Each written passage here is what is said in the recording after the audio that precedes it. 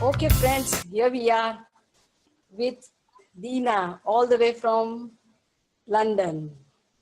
Welcome, Dina. Thank you. Today is the day 16th of Ahimsa Festival, and we've had almost 90 plus events across Mumbai, and the buzz has been created. And you can see the pictures and videos and everything all over. And people are really super excited about this whole event. Uh, this webinar is the last one. Everyone, whoever wants to say hi, maybe you all can write in the chat box. I saw one video on internet about Dina that was about cow, and I was very curious, who is this girl from London doing this? And I found her on the Facebook. I said, I was very impressed with this video and I want to know all about her. She's so passionate. I really want to know. So today is a very different webinar than all the previous ones. They were all focused on health, and we had doctors and health coach. But today we have Dina, who is a lawyer, and she is so passionate about her being vegan and spreading this message, and all the way in London. So I want to know all about it. Dina, please tell us more about how it all started. Okay. Hi. Well, hello to everybody and namaste as well. Firstly, thank you so much for giving me the opportunity to share my story on this platform. I've been following the Ahimsa Fest for the last couple of weeks, and I am so impressed by everything that you guys are doing there and the movement, the vegan movement. I have to say, my heart for the last 2 weeks has been there at the Ahimsa Fest, and maybe one day when you arrange it, I will physically come and visit you guys there as well. But a little bit about myself. Well, as you've said, I'm from the UK. I'm a Hindu born in the UK, so British born Hindu. And Dina, can you come closer to the sure, thing and we yeah. can hear it loudly? Yeah, thank you. It's better. Okay, so as I was saying, I'm a British born Hindu, and I have been living in the UK all of my life. I was raised as a Hindu, and from a very young age, my parents were very keen to make sure that I was aware of my culture, the language. I was very young, and they would send me to Gujarati school to learn to read, write, and speak Gujarati, so I could communicate with elderly family members. And I would always attend the temple with them, the mandir. And my parents tried very hard to make sure that despite me being born in the UK, I was very aware of my culture. And of course, part of my culture was being raised as a vegetarian. And for much of my life, I was a vegetarian. When I was in my 20s, I ate meat for about 2 years, and then went back to being vegetarian. And it wasn't until about 9 years ago that I basically saw what happened to cows in the dairy industry, that made me realize that being vegetarian was actually contributing to a lot of harm. And so I became vegan at that stage, and then about 2 years ago I realized that I wanted to do more about it, and well, here I am trying to do more about it.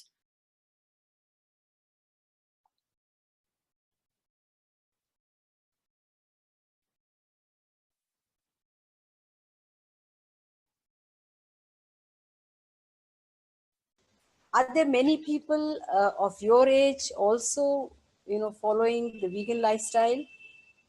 There are many people my age who are following the vegan lifestyle, but unfortunately not many Hindus my age, or not many Hindus at all, that are actually following the vegan lifestyle. And if they are following it, you know, they're being fairly quiet about it. Similar to how I was a few years ago, I was a very quiet vegan, and thinking that that was enough. As long as I was vegan, it was enough for the animals. So unfortunately, the people that I work with, the people that I do a lot of my campaigning and activism with, I would say there is probably only about 10% of us that are Hindu, and the rest are actually, you know, my age, younger, some are older, and they come from all different backgrounds. What is it that is blocking or Hindus to think about, you know, being vegan? I think one of the, I mean, when I began 2 years ago, when I realized that I needed to do more and not just be a quiet vegan, I realized that there was this section of society who were the vegetarians, who, and I was one of them, who thought and who believed that they were not contributing to harm. And of course, when one is within a particular caste, culture, religion, you look at yourself first. And I then made the connection that a lot of the vegetarians are Hindus, and a lot of the vegetarian Hindus actually revere, honor, and respect the cow. And so I basically decided to target a lot of my campaigning toward the Hindus. Now, a lot of the resistance comes from this very strong attachment that the Hindus have to milk.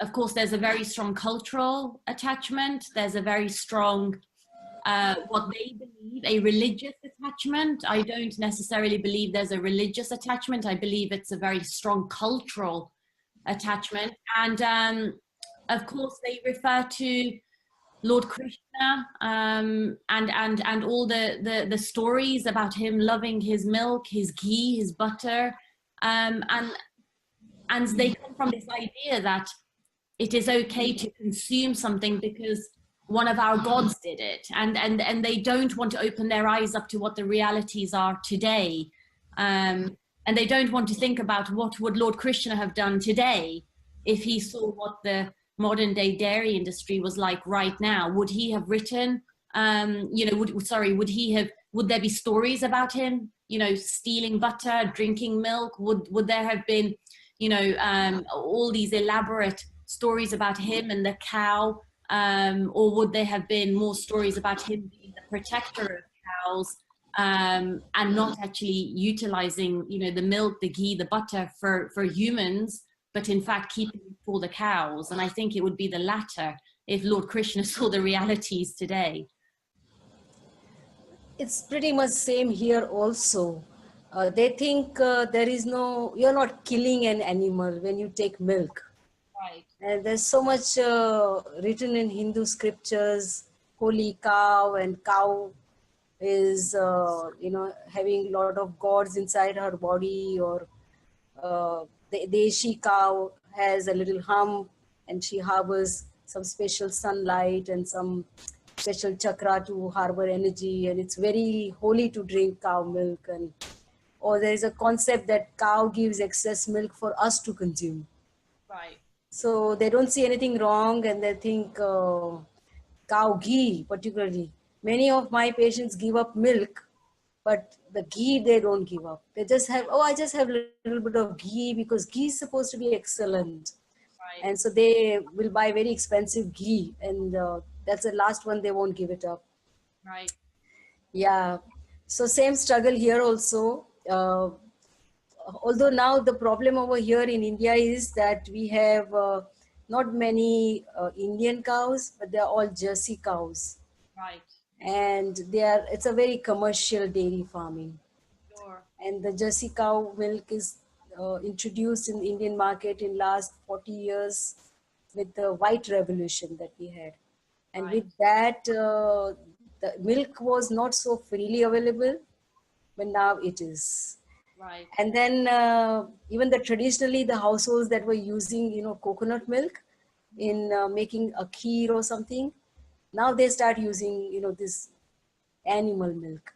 Right. And when I was young, maybe milk was not so much available, but now it is available in plenty. There's so much of cheese, there's stuff imported from all over the world, and butter, and so they are consuming a lot more, and we see Right. so many diseases. Yeah. Tell us more about when you decided or you chose to go vegan. How was your family with you? I would say to begin with, so 9 years ago when I first decided to become vegan, you know, my family didn't resist it.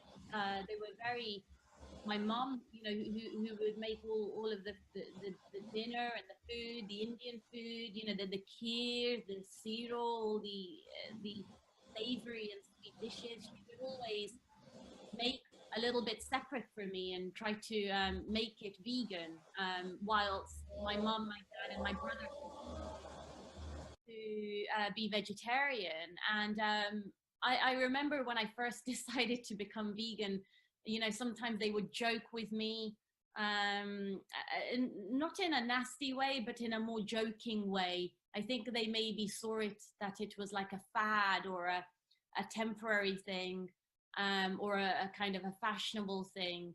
Um, Tina, can and you speak louder? sure, is that better?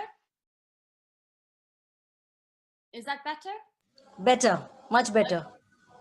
So yeah, they would at the beginning they would tease me a little bit, and it wasn't until about 2 years ago when I actually started to do my activism and my campaigning that they realized just how serious this matter was, and that it wasn't just a fashion idea, or it wasn't just a temporary thing.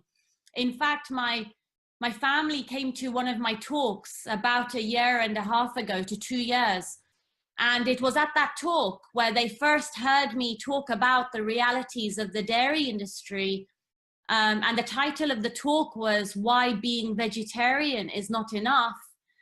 And at that point in that evening, after the talk, all three of them went vegan. And they wish now that they had done it before. And in fact, now they have become activists in their own way. My mom sometimes joins me when I'm doing my activism. My dad sometimes joins me, particularly when I am doing my activism amongst the Hindu community and I need more Gujarati speakers. My mom and dad come, my brother comes, they join me, they will talk to members of the public, they will try to raise awareness, educate people about the realities. So at first, you know, there was a little bit of teasing, but, you know, after they realized what the realities were, they've joined me. So that's wonderful. Yes, Dina. Also, like, what about extended family and friends? I think my extended family and friends, I think when I was a quiet vegan, it didn't bother people so much, because I was able to just get on with things. If we would go out to eat, I would just choose my vegan meal. If I went to somebody's house, I would take my own plant-based milk with me for tea or coffee. I think the dynamics have changed a lot since I became an activist 2 years ago. And since 2 years ago, I have seen quite a lot of changes with friends and family. A lot of dynamics have shifted. Some friends have become closer. Some friends have decided that they do not want to be part of my life. Some family keep their distance. Some family want to know more. I think it's the presentation of the truth, and when people see somebody who is extremely passionate and is doing something about it and not just sitting behind a computer screen getting frustrated, I think that's challenging people, because it's not only challenging them because it makes them look inside themselves to see what their own choices are contributing to, but they're seeing one of their own people, one of their own family members, one of their own friends who's doing that. And I think that's also challenging for them. So dynamics have shifted. And 2 years ago, when I decided to become an activist, I accepted that. I accepted that some people will leave my life, but I realized at that point that that wasn't important enough for me. What was more important, was what was happening to the animals. And when I realized that I was giving myself up for something bigger than myself, I accepted all the changes that may come. I accepted it all.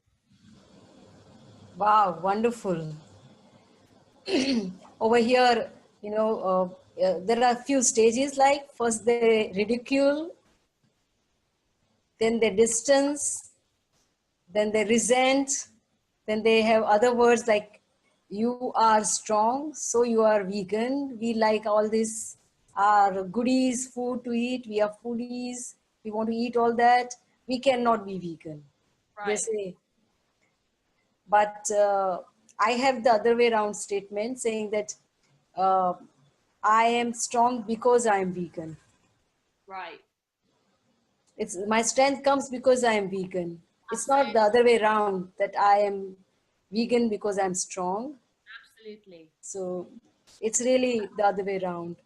What kind of conversations people have with you at various activities that you carry out?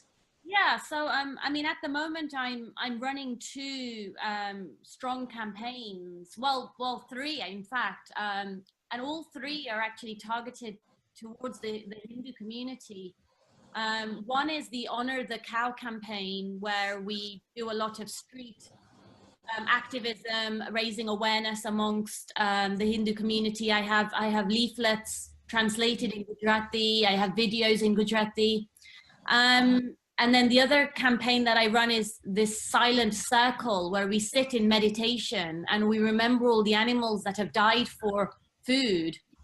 And then I've also put together a petition, which people have signed. In just 2 weeks, I had over 5,000 signatures, urging Hindu temples to stop using milk because of the cruelties involved.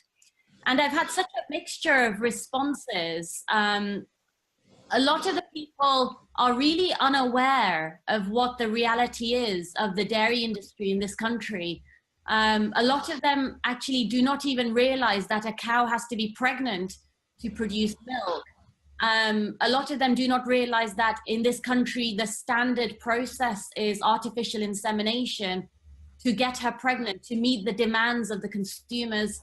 A lot of people are also not aware of the fact that the cow and the calf will be separated, and what the psychological, physiological, and emotional impact of that separation is.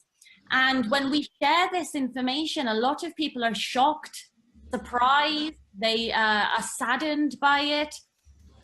From this whole big group that are extremely saddened and shocked, there is probably just a very small percentage that will then do something about it. I've been very, very impressed by some people who I've just had one conversation with, and they have in that moment decided that they will become vegan because of the realities.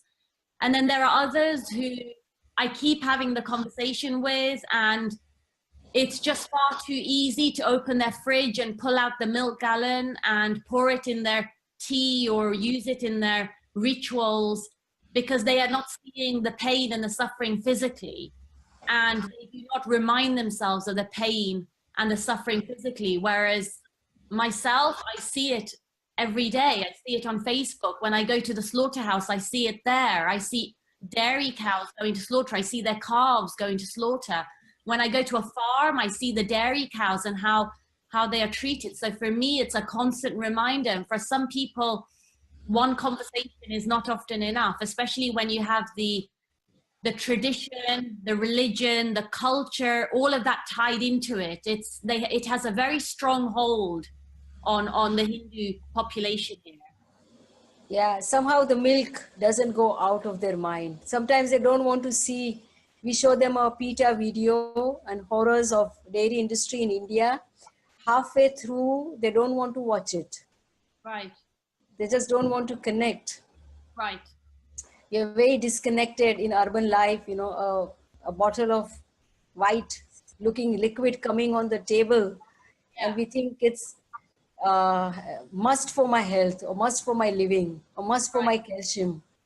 And it's really about being very disconnected. We live in a time where we are very disconnected from everything. Forget about just the food or milk or the cow, also Yeah. from other animals.